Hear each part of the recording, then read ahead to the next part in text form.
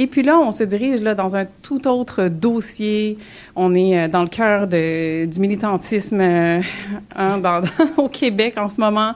Donc, pour parler du dossier Stablex, qui a fait de multiples remous dans les 2 dernières semaines et même avant ça, mais plus concrètement, là, récemment avec le PL 93, je reçois Kim Marino, qui est biologiste et vice-présidente du conseil d'administration d'Éco-Corridor Laurentien. Bonjour. Bonjour. Ainsi que Marie-Claude Beaulieu, qui est membre du groupe Mères au front Rivière-des-Mille-Îles. Et là, si j'ai bien compris, Marie-Claude, est-ce que ça va devenir Mères au front Basse-Laurentide, c'est ça? Oui, exactement. Ça deviendra Mères au front Basse-Laurentide. Bonjour Marie-Claude, merci d'être là. Merci.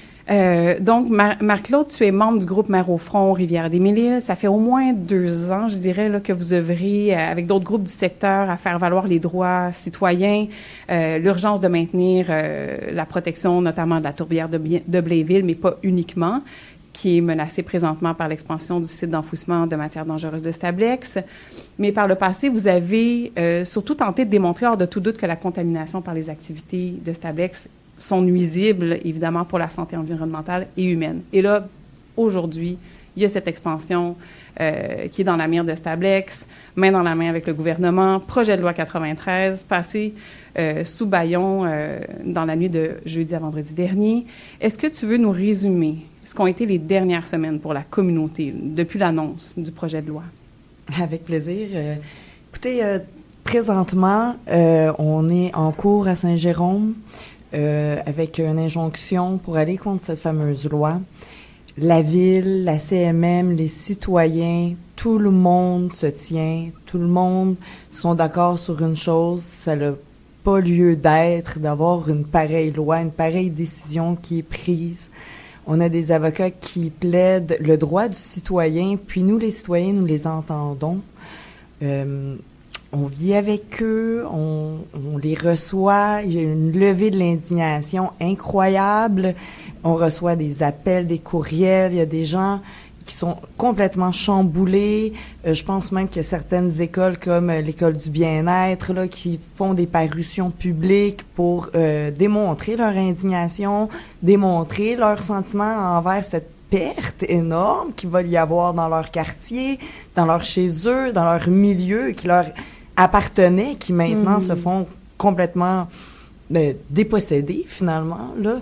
Et puis, oui, exactement, on a des citoyens très actifs, très présents, ils se déplacent, ils se réunissent, et puis on sent beaucoup dans cette coalition, on sent beaucoup de grandeur d'âme là, et de solidarité. C'est vraiment très beau à voir malgré la situation. Là. Donc, beaucoup d'indignation, de la colère, de l'incompréhension aussi, j'imagine. Je dirais même de la tristesse. J'ai calmé des gens, j'en ai consolé. Je passe dans les montagnes russes d'émotions parce que d'un appel à l'autre, tu sais, on sait pas, la personne, on la reçoit, puis on essaie d'aller avec ce qu'elle traverse. Puis, c'est ça, beaucoup d'indignation. Oui. Et puis là, justement, pour comprendre davantage, là, on parle d'une tourbière, mais le gouvernement en opposition vient dire, bof, c'est pas si grave que ça, il y a rien à faire là, vraiment, c'est déjà un terrain contaminé. Il y a toutes sortes de propos de cet ordre-là, puis quand on regarde des images d'aujourd'hui, 2025, bien, c'est un territoire qui est riche, qui a l'air vivant. Kim Marino, vous avez écrit d'ailleurs une lettre ouverte dans la presse avant l'adoption du projet de loi 93 sous bâillon, en réaction à ce qui se passait à ce moment-là dans le dossier Stablex à Blainville. Qu'est-ce qui vous préoccupe le plus dans ce dossier? En fait, effectivement, on peut regarder la tourbière comme telle ou les tourbières, parce qu'il y en a d'autres aussi qui sont menacées à travers le Québec par d'autres activités aussi. C'était un terrain public qui était donc de propriété à la ville de Blainville. Et là, on a le gouvernement qui dit, on en a besoin de ce terrain-là pour une activité industrielle qui semble très importante pour le gouvernement du Québec, puisqu'il y a beaucoup de gens qui ont besoin d'avoir un site pour aller déposer ces déchets fortement contaminés. Moi, ce qui m'inquiète, c'est que à chaque fois qu'une ville fait des efforts de conservation, soit en recevant des terrains sous forme de dons écologiques ou en achetant des terrains pour les citoyens, pour le bien-être des citoyens, parce que depuis la COVID, on a encore plus conscience de l'importance de ces terrains-là pour notre bien-être, notre santé, pour aller promener le chien, faire notre jogging, etc., près de la maison.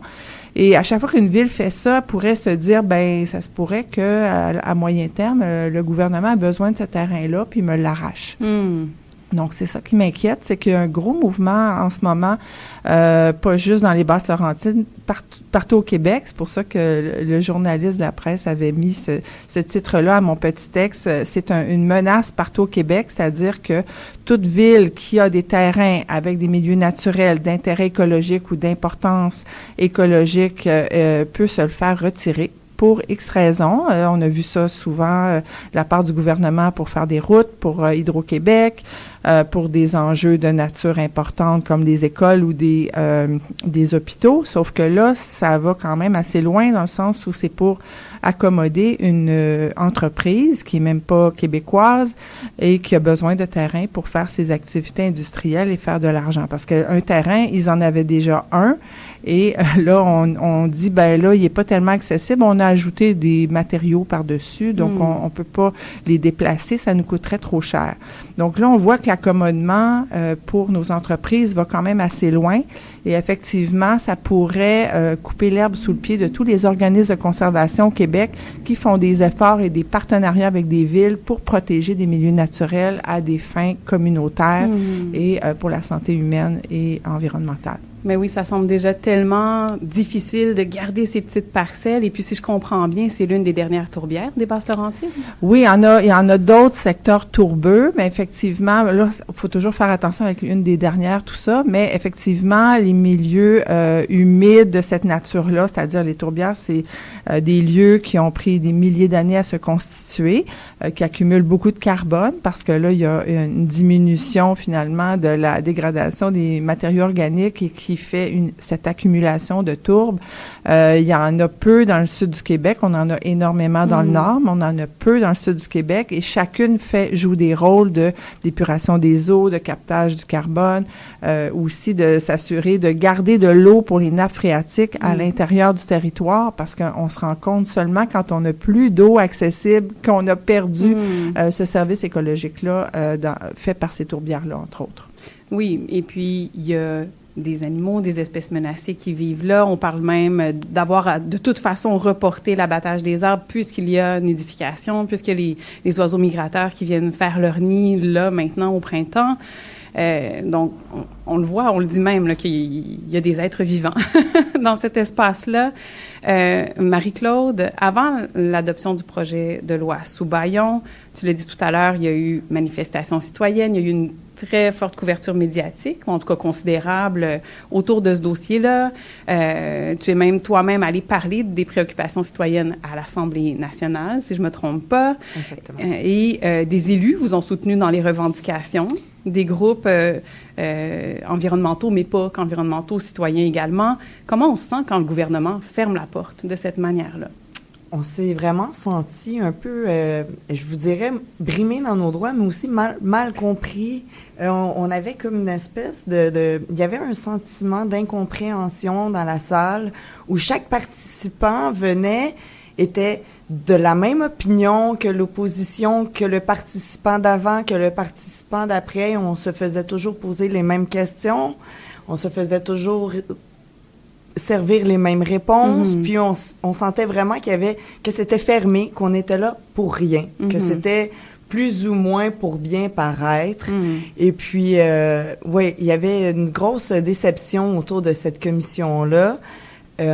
Des élus se sont déplacés, sont venus, des citoyens de Blainville sont venus assister aussi, et puis tous avaient la même impression que c'était un peu comme une comédie, on vous écoute, mais d'une oreille, puis... on le sait de toute façon, c'est quoi notre plan? Oui, exactement. Vous êtes venus pour rien, finalement. C'est comme ça qu'on se sentait. Oui.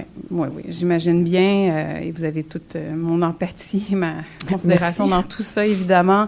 Et j'imagine que ça doit créer des bris de confiance, non seulement auprès de la population, Kim, vous l'avez dit, auprès des municipalités qui veulent protéger, par exemple, ces espaces-là, surtout quand, parallèlement, le gouvernement met en place des lois, des règlements qui favoriseraient la mise en place des infrastructures nécessaires à l'atteinte du 30 % d'ici 2030, mais en contrepartie, on se retrouve avec une situation comme ça où est-ce que des citoyens, une municipalité se fait enfoncer dans la gorge un projet de loi avec lequel ils sont absolument pas d'accord.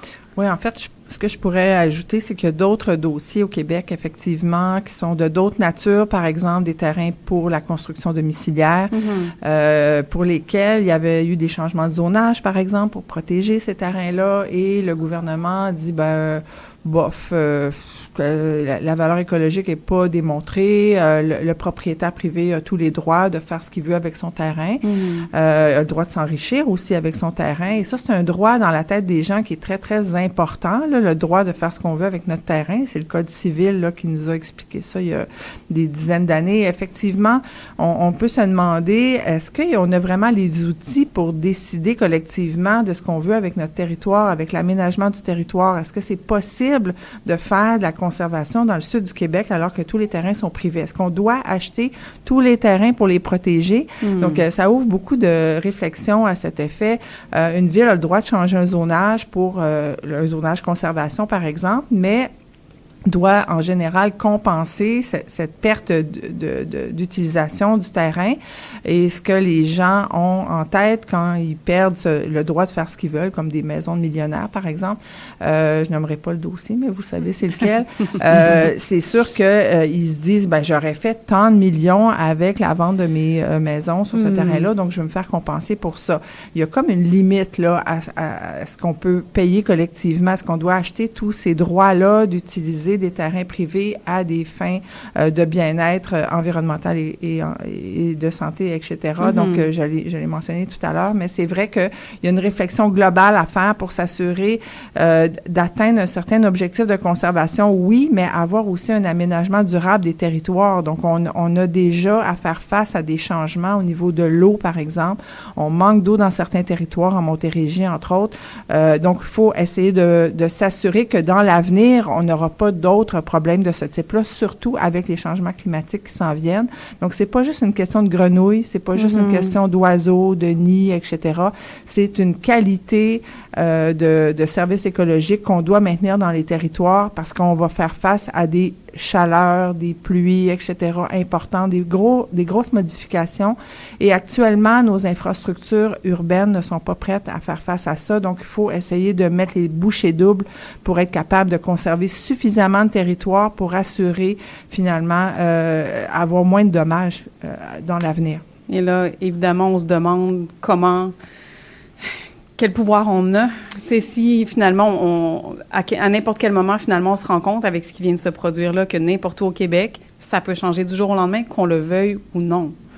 Alors, exactement. Puis, il y a la mairesse Poulain qui s'est levée debout pour défendre le droit de ses citoyens, le droit de son territoire, qui a eu un courage politique formidable, malgré parfois des divergences d'opinion. Elle soutient quand même la valeur écologique de ce corridor, de ce corridor-là, dont fait partie la tourbière et qui va aider dans le futur.